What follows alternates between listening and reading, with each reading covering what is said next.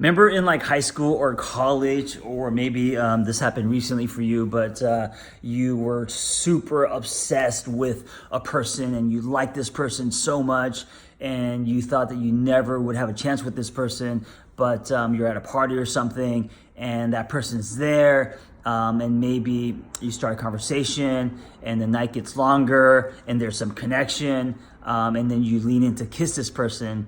And that moment when this person actually kisses you back, right? The world stops and you're like, oh my gosh, this person actually likes me.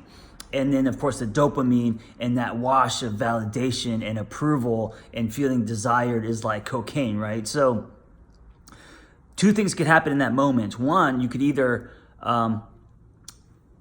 not accept it and think that, maybe you're lucky, or this person is just doing this because, they're desperate or in this moment, but they don't really like you. Or maybe you feel like a fraud, or maybe you feel like this person is going to discover the real you. So like there's this like panic and rejecting this experience, right? And I think that, or maybe you feel like it's too dark in the room, and when the lights come on, they're going to run. I don't know, but if you, I think that if you pull from that, right, that's one path, and if you pull from that based on limited beliefs about yourself and self-worth, then I think that happens, meaning that the person then is not attracted to you, and that was just that moment, and then that fades. The other path is you actually drop into that experience and own it, meaning you feel like, oh, yeah, I deserve this. I am good or attractive or valuable, or,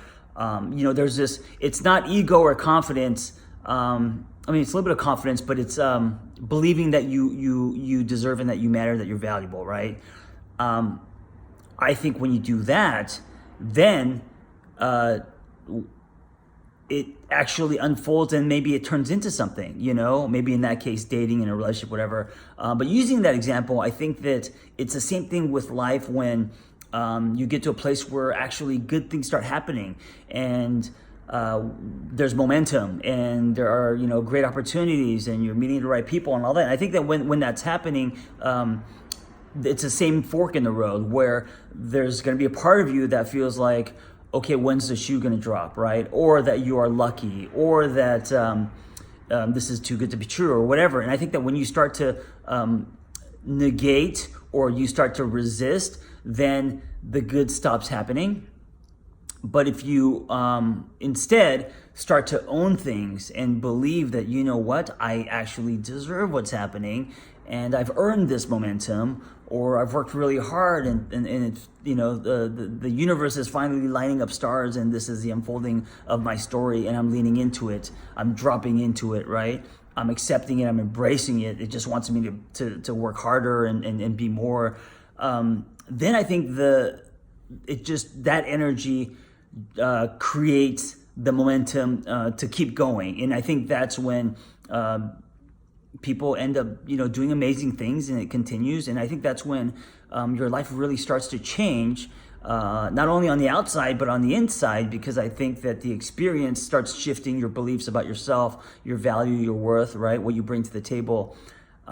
So my point is, I know we talk a lot about, especially, the news and even social media, all the bad shit that's happening to people. If you are experiencing some good in your life, if you are experiencing momentum, because there are a lot of people that are, there are a lot of people that are in a place where seeds were planted and now they're bearing fruit. And if that's happening for you, instead of panicking and wondering if you even deserve this, or if this, like, when's this going to end, which I struggle with, right, because of my insecurities and my beliefs of being the almost guy, and my story. Instead of that, own it. Embrace it, accept it, know that you have earned it and that you deserve it. And I'm not saying that to be cocky or have a sense of entitlement. I'm just saying that there is truth there, and if good things are happening, to see value in that, right? To stop disqualifying the positive. And I think that when you start to do that, right, when you start to drop into it and be it, right, start to walk in those shoes, then the universe works for you, then things happen naturally. They unfold, and it feels right, and you're on the right path. And I think that it compounds, right? And this is the whole thing I talk about, attracting versus chasing. And I think if you choose the path where you have good things happening and you're pushing it away, or you don't believe that you deserve it, or you feel like you're a fraud or it's going to end, you're going to chase because it's going to be lined with desperation. And then I think the good things will stop happening. But if you actually embrace it, own it, be motivated by it, work harder, give more, all of that, then now you are attracting. And by attracting, I think that momentum will continue, and you will go down the path that you're meant to, create the life that you're meant to, and send the ripple that you're meant to, and live closer to your potential.